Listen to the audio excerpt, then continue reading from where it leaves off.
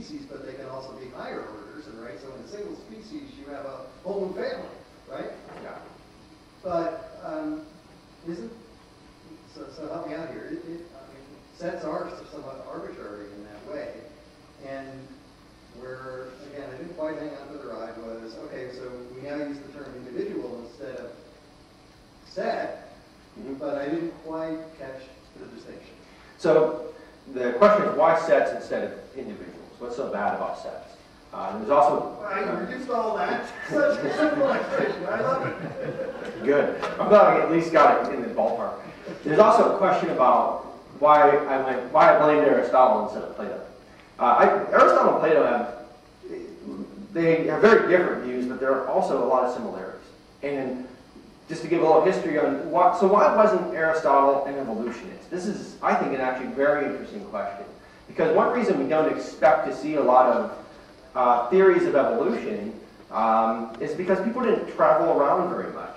And one of the major factors in Darwin developing a theory of evolution was he traveled all over the world. He went on this voyage on the Beagle, this famous voyage, and he got to see this progression of diversity that most people just don't see. If you're in any one area, you typically see pretty well-defined populations and groups and species. But if you start moving from one area to another, then you start seeing variation that becomes very difficult to explain on non-evolutionary views.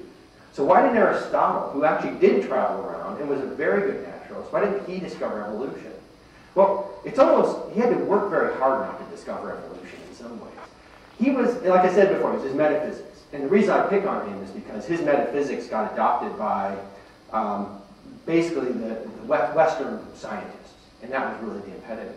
But his view was, he wanted to explain development too. I didn't include developmental thinking here, which is an oversight on my part because developmental thinking is really hard and I don't understand it very well. But he wanted to explain development, and his explanation was that things developed because they had what he described as a final cause. So he had a very rich sense of causation. And he saw one cause was a final cause, what you would move towards. It was deeply teleological.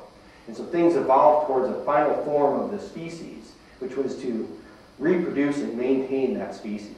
And so evolution from one type of species to another would go completely against that notion of final causation.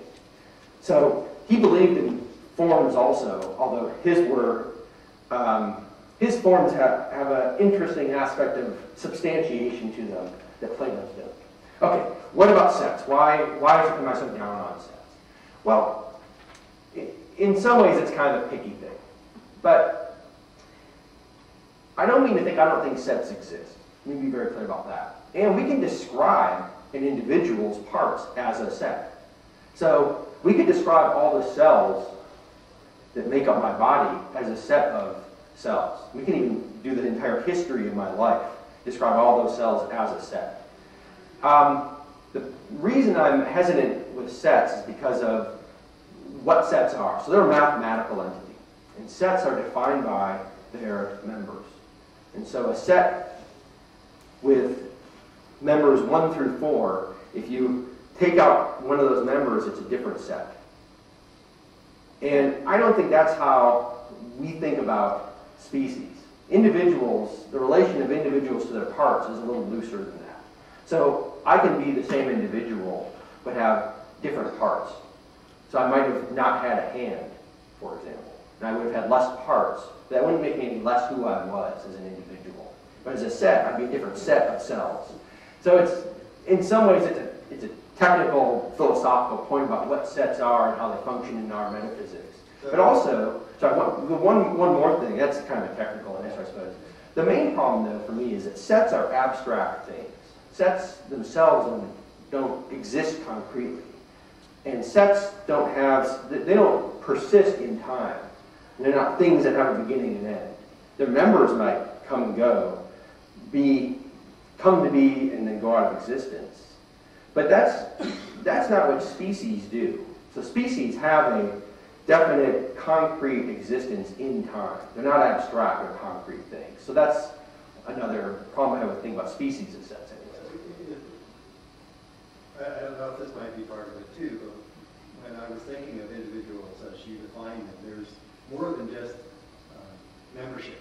Yeah. there's deeper relationships, and I'm not an expert on set theory, but in my casual thinking, I think of a set as, kind of belongs to it, or it doesn't. Yeah. But the definitional relationships among them, and the following members, is not necessarily part of that set theory in my reading. Mm-hmm. Is that a fair statement? Yeah, I think that's right. The point is that the way sets hold together and the way individuals hold together are very different.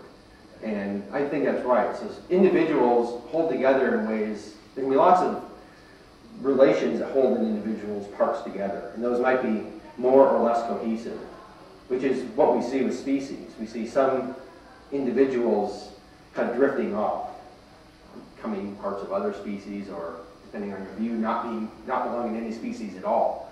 Whereas members or sets, things are either in or out of that set. Now there's other views of sets which have, say, a family of properties which you can possess some or all, and depending how many of those you possess, you're more or less a part of that set. Which I think gets closer to the view, but I'm not sure what work that's doing that the individuality thesis doesn't do already. Yeah. I have kind of a related question, I guess. Good. Kind of similar to him, I agree with you that there are definitely some Platonic elements still in Aristotle's philosophy, and that does influence his philosophy of biology as well. But I do kind of worry that this might be a sort of overly Platonic reading of Aristotle. And specifically, I'm wondering if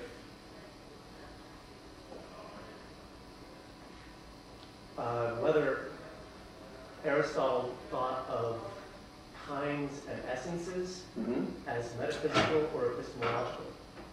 Okay. And I know he probably didn't fully have that distinction, but I think this distinction could be helpful for us, like, for instance, with this question of the individuality hypothesis. Yeah. So individuals versus sets, like if we think of man or of species as individuals, that might be a metaphysical way of looking at it, and in that case you would say, yeah, man belongs, you find it as belonging in this taxa from a biological perspective on this phylogenetic tree or whatever.